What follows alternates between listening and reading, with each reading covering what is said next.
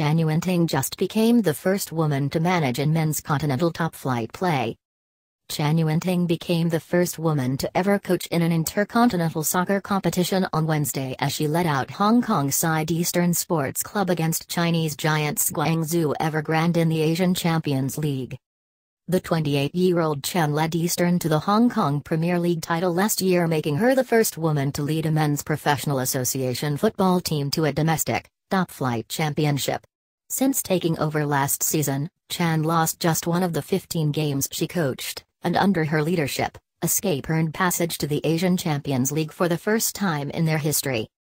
Before making history with Escape, Chen previously worked as a data analyst for Hong Kong Pegasus before taking over as assistant manager at the club.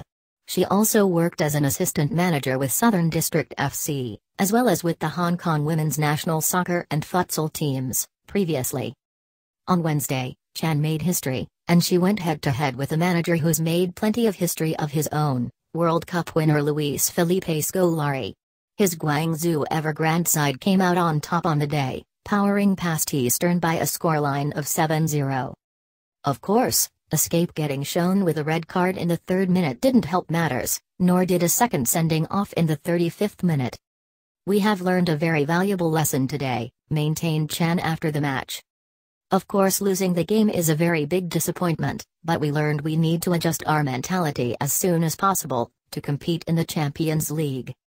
After the red card, everything changed, all our tactics and plans had to be changed. And in a competition like this, the pace is quite different from that we encounter in Hong Kong. It's our debut and naturally we'll make mistakes." It wasn't a storybook beginning to her Champions League history, but Scolari says there's not much to take from this heavy loss. "I comforted her and told her this match cannot be a real evidence for your ability," said Scolari. "This is quite different when within such a short time you have 2 red cards like this, you can't take it seriously."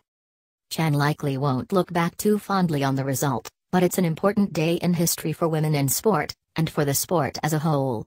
She's a trailblazer, and it's definitely not the last time we'll hear the name Yuen Ting.